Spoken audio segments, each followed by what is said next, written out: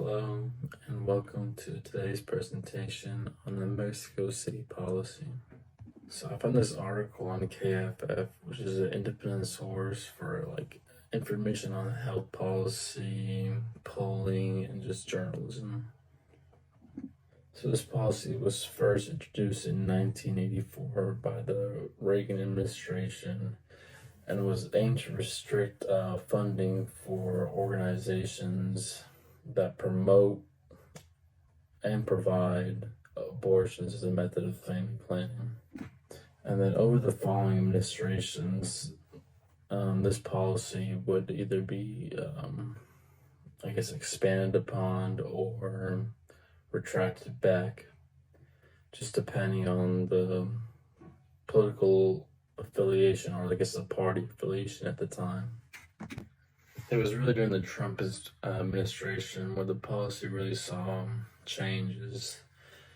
Not only was the policy reinstated, it was expanded upon significantly to where it would affect national government organizations and also just healthcare assistance programs. And then it had far-reaching implications as well. And going on to the implications, the policy really created, funding issues, because the policy just created restrictions to where the money could be allocated. This was reversed by Joe Biden shortly after he took office, and it just aimed to, reverse those restrictions created and restore support for those health initiatives. Honestly, this article brought a lot to my mind, especially just the whole research process going into it. Typically when you look at news sources, you just see that big headlines, just a short summary, and they don't really, dive into the policies that really bring everything together. And then, as I was just looking at policies, you're just kind of surprised at how many there are. First and foremost, the Mexico Policy Act is an attack on freedom of expression and then also the right of access to accurate healthcare information.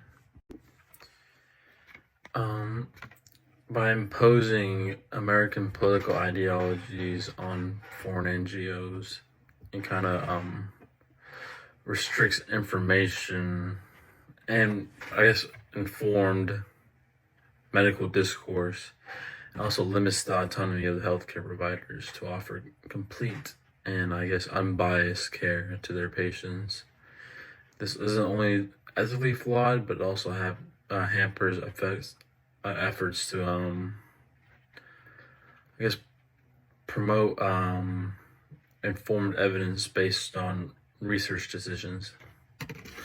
Moreover, the repercussions of the policy extend far beyond abortion services. It has been shown to disrupt a wide range of healthcare services in developing countries, such as things like maternal care, STD prevention. The policy also undermines, international efforts to promote gender equality and empower women. It's more of a misguided policy that is more harm than good. It's completely based upon morals and not, for the sovereignty of our nations. And it doesn't respect the expertise of healthcare professionals either, and sacrifices millions just for political gain. In my personal opinion, I think individuals should be able to make choices, especially about their own, reproductive health, without interference from the government. And just going off of that, I feel like making it almost criminal to practice an abortion is kind of just reversing its effects, because now you're going to less, I guess. Well, I guess people are resorting to less professional, like as you saw, the non-government organizations and especially foreign organizations, like leaving the country to practice abortions, or I guess equipment and technology might not be as advanced, you could say. And it kind of just makes it a danger for everyone. Denying access to abortion disproportionately affects women, especially when it comes, especially those in marginalized groups with limited resources, and I guess lack of abortions can really trap women in the cycles of poverty and limit their educational and economic opportunities. I feel like this is then where we get to the kind of gender inequality where we hear about like the I guess like the base of most feminist movements, and you kind of can see how I guess this kind of plays into our topic of intersectionality. Even like women's health care can affect um, the place they stand in society. And respecting a right to abortion kind of respects an individual's own values too, and their right to, like, I guess, make choices that would be best for their own health and their future as well. So I want to go back and dive into the reversal in 2021 by President Joe Biden. Revoking the act itself significantly increased resources available for reproductive healthcare services. So for organizations who have maybe lost funding from the policy itself, now has like an opportunity to, I guess, gain it back, not directly through the government, but maybe like private funding or I guess personal donations. This allowed them to provide wider ranges of services, including contraception, self-service abortions, and post-abortion care. So going off the idea and how banning abortion just creates more healthcare issues, it's actually been proven by research that with the Mexico City policy instated, there was a dramatic increase in the number of unintended pregnancies and also a dramatic increase in the amount of unintended abortions. Allowing women to these comprehensive reproductive health care services kind of gives them insight on, I guess, just their own autonomy and their own freedoms as well, and how it's their body. So it's kind of just, I don't want to sound cliche, but it goes back to the whole my body, my rules. And it's not even cliche, and I think that's a pretty significant part of the feminist movement. And this sort of empowerment kind of just kind of paves the way,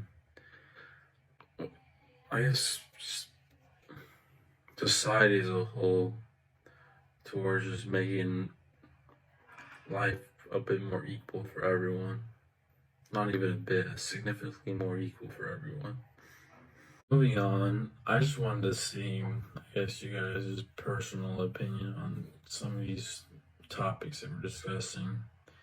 So one thing I want to ask you are, I guess, what are some of the underlying reasons for, I guess, someone's stance on abortions? And like, how do societal and cultural and legal factors affect these attitudes? So to kind of answer the questions, I guess my own take on these questions are, I really think that the underlying reasons for like an individual stance on abortion, well, obviously they're like very complex, but I think it comes from a mix of like personal, cultural, religious, ethical, and political factors that all just influence the way someone views abortion. Let's see, personal experience plays a huge role. For example, let's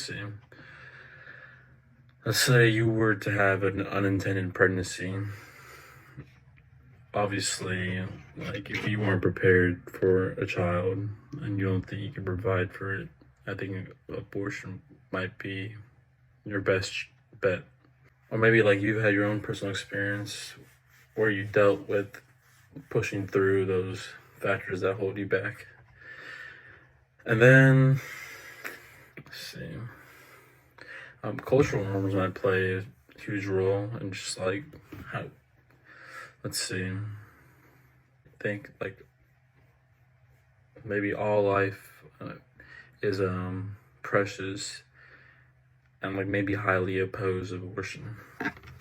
I think these last two are the most significant, though.